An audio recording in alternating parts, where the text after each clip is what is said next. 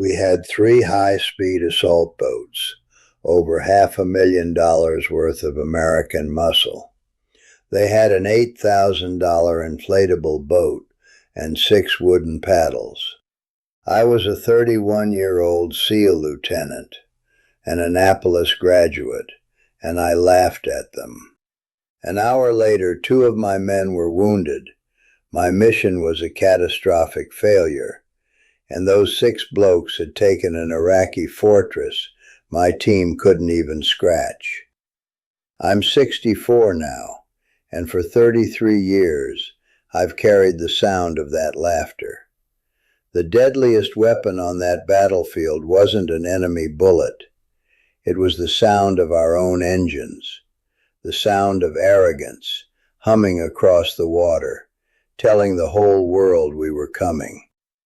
Have you ever had to admit you were so completely, catastrophically wrong about something that it cost you everything? If you have, leave a comment. Tell me I'm not alone. And stick around, because you need to hear how the men we call the Canoe Club prove that our modern Army's greatest strength is its single biggest weakness. So, listen to me. You need to hear this, because you have to understand how 6 men with paddles could succeed where 14 of the most advanced commandos on the planet failed. I need to tell you about the one fatal sound, a tiny noise that sealed our fate before we'd even fired a single shot. And you need to see the image that's been burned into the back of my eyes for 33 years. An image that I believe proves our modern armies, with all their drones and all their tech, are more vulnerable than ever. You think you know how warfare is won. I did too. And that belief nearly cost us everything. Stay with me here. I'm going to tell you precisely what I learned that night about the crushing cost of pride. It was February 1991. The world was watching Desert Storm. For us, it was the Persian Gulf. And the immediate problem was a series of Iraqi-held oil platforms. They weren't drilling for oil. They were watching us, acting as spotters for shore batteries. Command called the mission Operation Ocean Shield. Our target was designated Alpha 3, just a number on a map, but it was a key node, a steel fortress crawling with 23 Iraqi soldiers. The plan was simple: 14 SEALs, a fast nighttime insertion, overwhelming force. The environment was perfect for it. A moonless night, calm seas, maybe a 5-knot wind. The air was cool, about 15 degrees Celsius, but the humidity was still thick enough to taste. It was a textbook operation, a surgical strike. Everything was calculated: the speed, the firepower, the numbers. We thought we had every angle covered, every single variable accounted for. We staged off the USS Tripoli. I remember the moment we got the final go-ahead. I stepped out onto the deck for a final check of the conditions, and the smell, it just hits you. It wasn't just the clean salt of the open sea. No, it was something heavier, industrial, like a mix of diesel fuel, rust, and that thick, almost sweet smell of crude oil that seems to coat the back of your throat. It was the smell of machinery and decay. It smelled like money and war. I remember feeling the cold steel of the rail under my hand, the low hum of the ship's generators thrumming through the deck. But I felt no fear. I felt nothing but a cold, sharp certainty. I was 31. I was an Annapolis man. We had the best training, the best intelligence, and $500,000 of the finest equipment beneath us. This wasn't a fight. It was a physics problem, and I had the solution. We started hearing about them before we ever saw them. Rumors in the mess hall. A couple of guys from a British ship had been transferred over. The whispers were always sort of dismissive, jokey. I remember hearing one of the younger guys, a new enlistee, ask our chief, "Chief, who are these SBS guys?" And the chief, without even looking up from his coffee, just grunted, "The Canoe Club." And we all laughed. The Canoe Club. It stuck. It felt right. They were supposed to be this legendary unit, but we couldn't see it. The stories were about them using old gear, doing things the hard way, the slow way. I remember leaning over to my XO, Parker, a damn good officer, and I said, "Seriously, what are they even here for? Moral support?" We saw ourselves as the tip of the spear, the future of warfare. And these guys, they sounded like a history lesson, an anecdote. We were completely, utterly, and dangerously wrong. The first time I saw them, the 6 of them, was in the main briefing hangar. They walked in together, and the first thing that hit me wasn't how they looked, but how they smelled. We smelled of salt, sweat, and gun oil. Standard. They smelled different. It was a damp, earthy smell, like wet canvas, cold rubber, and something else, something organic, almost like river mud. It wasn't dirty, not unhygienic. It was just ancient, like they'd been dredged up from the bottom of the sea. Their desert DPM uniforms were faded, almost gray in places, worn soft at the knees and elbows. Not the crisp, sharp lines we had. I saw electrical tape wrapped around the sling swivels on their rifles, and I remember turning to my XO, Parker, wrinkling my nose, and I thought, Christ, these aren't soldiers, they're fishermen. They looked tired, wiry, not like us, not at all. I saw their NCO, a sergeant, wrestling with this massive canvas bag, the Gemini dinghy. And I walked over, trying to be the magnanimous host, the professional. I was smiling, condescending. I didn't know it then, but that's what it was. And I gestured at the bag and I said, "Sergeant, you need a hand with that? We've got plenty of space on our boats if you need a proper ride."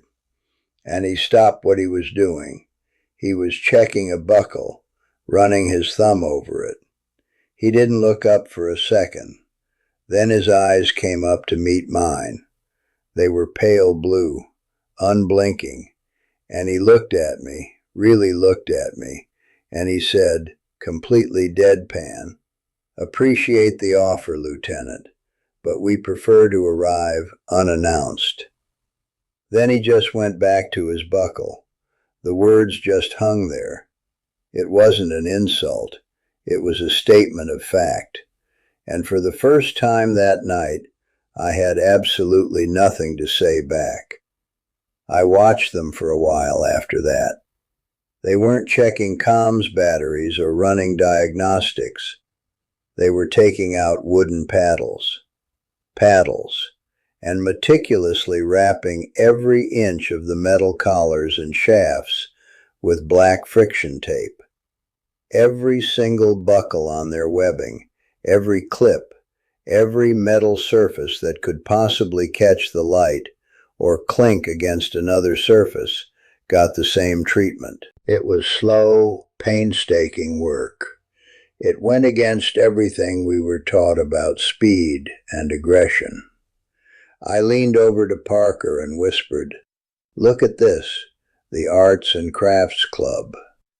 But then I saw their sergeant hold up a fully kitted out rifle 6 inches from his face and just listen to it. He shook it gently, looking for any sound, any tiny rattle. It was completely silent. And for a split second, a tiny crack appeared in my perfect high-tech world. I thought, our engines are quiet, but they're not silent. I pushed it down. Arrogance is a heavy blanket. But that was just the beginning. I still thought they were amateurs. I wouldn't understand the truth until the green tracers started reaching out for us across the water. It was only later, after, that I cornered one of their guys, a younger bloke, and I asked him about the smell, that earthy river mud smell. I thought I was being clever. I said, "You guys forget to pack your soap?" He just looked at me. No anger. Nothing. And he explained it like he was talking to a child. For 72 hours before an operation, they ate nothing but bland, natural foods. No coffee, no processed sugars, no deodorant, no scented soap, nothing that would leave a chemical signature. He said a trained sentry on a still night can smell the diet of a Western soldier from 50 yards away. 50 yards. He said our gun oil, our insect repellent, even the fire retardant chemicals in our uniforms created a scent profile. They washed their gear in rainwater and aired it for a day. They smelled like the environment they were about to slip into. I just stared at him. I mean the level of detail, the sheer discipline. I thought it was obsessive, paranoid. But he had the numbers. Reports of enemy sentries getting nervous, reporting a strange smell just before an assault. I still thought it was extreme, but the logic, it was cold, hard. And it was the first time I realized they weren't just using old kit. They had turned their own bodies into weapons of stealth. That was just the surface. Underneath that was a completely different way of moving through the world. We were SEALs. Speed, surprise, violence of action. That was our creed.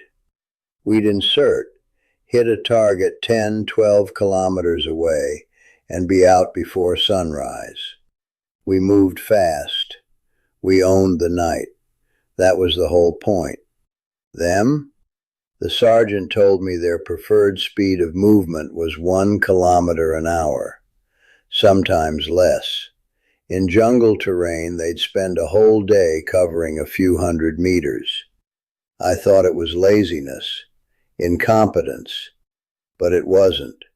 We used our speed to overwhelm the enemy. They used their lack of speed to become invisible. We were a speedboat. They were a log floating in the current. We practiced fire and maneuver. They practiced sitting dead still for 6 hours, just watching, just listening. We were constantly on the comms, whispering updates, status checks. Alpha team at checkpoint 1, Bravo team, all secure. They maintained absolute radio silence unless a target was confirmed and all other options were gone. We were looking for a fight. They were trying to avoid one until the one perfect moment. a completely opposite philosophy. And that's what it was. Two different philosophies of war. Ours was about presence, about intimidation. We wanted the enemy to feel our boot on their neck. We brought the thunder. We were the hammer. Theirs was about absence, invisibility. The chief weapon wasn't the rifle. It was the enemy's own certainty that nothing was there.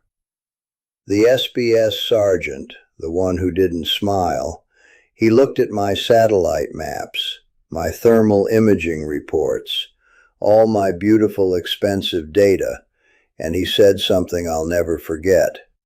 He just tapped the platform on the map with his knuckle and said, "You want them to know you're coming. We'd prefer they died never knowing we were there at all." And that, God, that shook me. Because in that moment, I understood. Our whole strategy was based on the enemy being surprised by our speed. Theirs was based on the enemy never even knowing an attack was possible. Months later, I saw a report from the Gulf, a casualty exchange ratio analysis. For most U.S. Special Ops units, it was around 1 to 12, good odds. The SBS, the number in their column was 1 to 500, 1 to 500. I read it 3 times. I was sure it was a typo. It wasn't.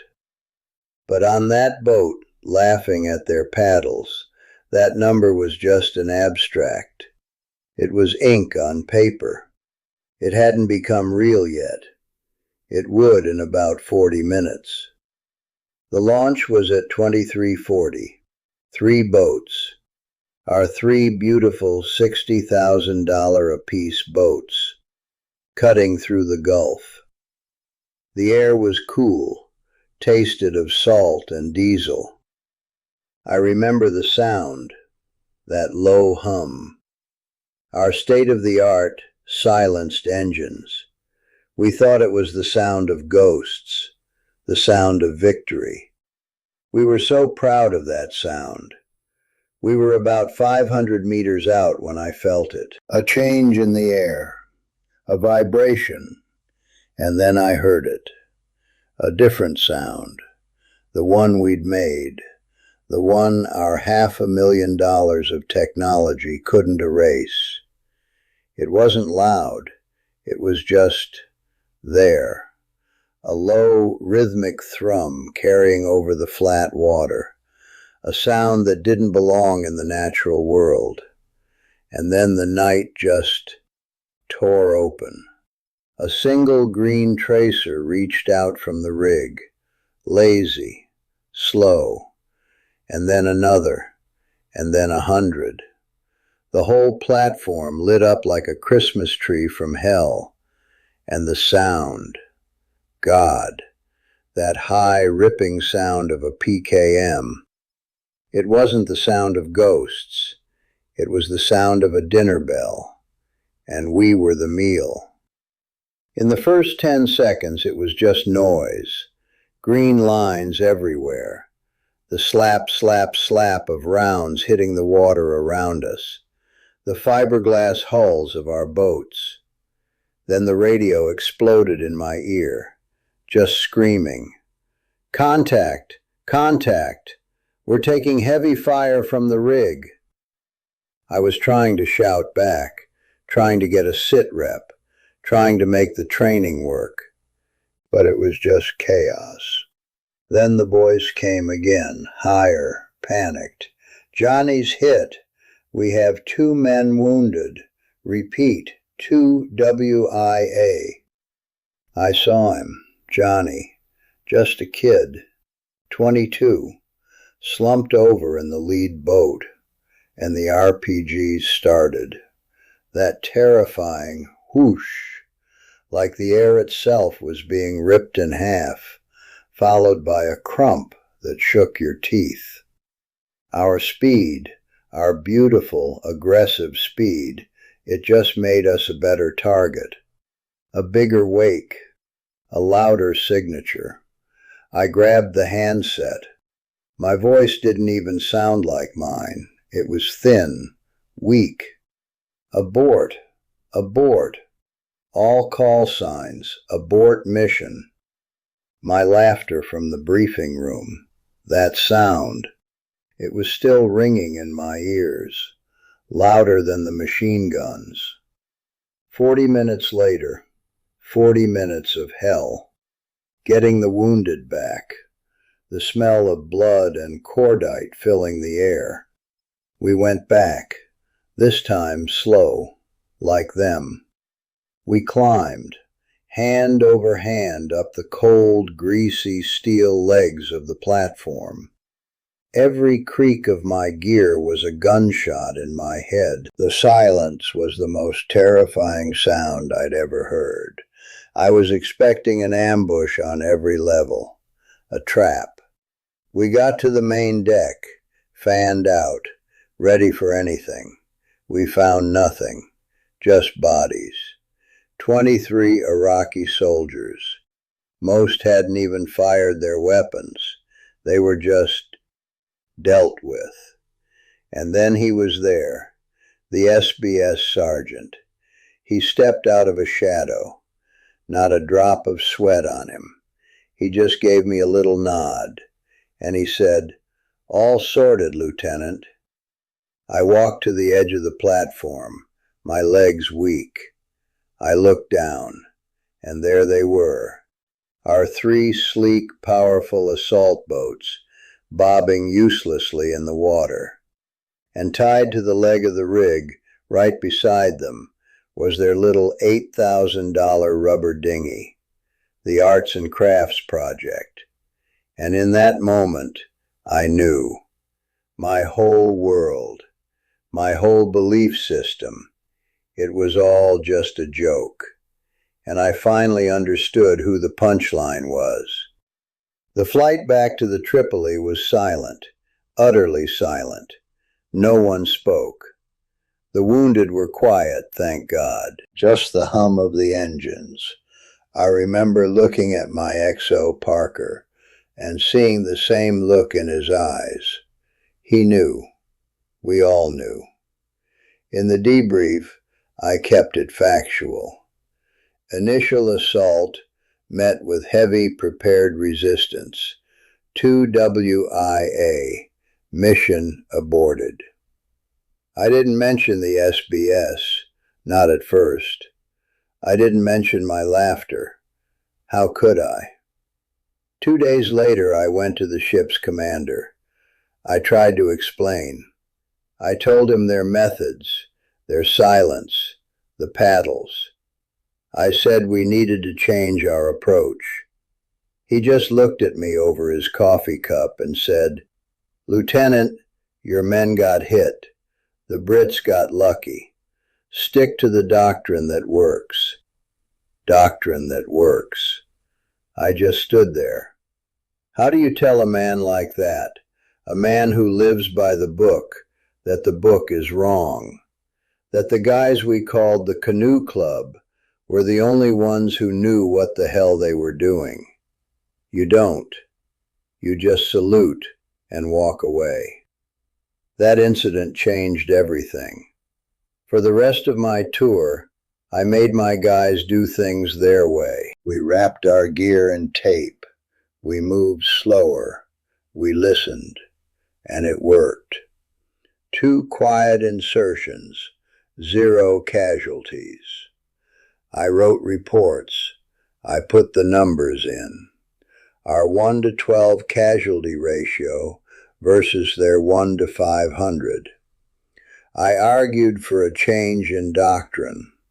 The reports were classified and buried. That friction followed me for the rest of my career. It's why I left the Navy as a lieutenant commander. But the real cost is personal. I still hear the PKM ripping through the dark. I still see Johnny's face. The laughter, my laughter, It echoes in every quiet moment. My wife knows something broke in me in the Gulf, but she doesn't know what it is. It's the knowledge that your pride, your arrogance, gets men hurt. That's the ghost. And that's what I live with. Every day. For 33 years. Every single day. So you have to ask yourself, why? Why does it happen? How do you have proof, hard, undeniable proof of a better way to do things, and you ignore it for decades? It's not just the money. It's not just the investment in the equipment. It's an investment in belief, in ego. Admitting the guy with the paddle is right means admitting your whole religion is wrong. How many good men died in Afghanistan, in Iraq, because we were still trying to be the hammer, still trying to win with speed and noise? Those lessons from '91, they were written in blood, and they were filed away. It took another decade, another war, for special operations to truly absorb it, to learn that the ultimate weapon isn't the drone, it isn't the satellite feed. It's silence, it's patience, and it's the man who has mastered both. But what a price to pay for a lesson someone already taught us for free. It makes you wonder, doesn't it? Where in your own life are you doing the same thing? Staring at the evidence, knowing you're wrong, but the cost of admitting it just feels too damn high. Do you remember the questions I asked at the start? Let me answer them for you. How could 6 men with paddles succeed where we failed?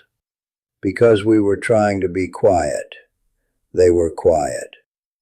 We were a machine trying not to make a sound. They were just part of the sea itself. The one fatal sound that sealed our fate, it was our own engines. The sound of $500,000 of arrogance humming across the water, telling the whole world we were coming. And that image, the one that's haunted me, that little rubber boat next to our technological marvels. It proves that the more you rely on technology, the more predictable you become. The more you broadcast your methods, your thinking, your very presence. It's the Achilles heel of a modern army. Let me ask you something. Have you ever had to swallow your pride like that? Admit you were completely, utterly wrong about something important? Tell me about it. If these kinds of stories, the ones they don't tell you at the recruiting office, are what you're looking for, stick around. 1 to 500, 33 years later, that number, it still wakes me up at night.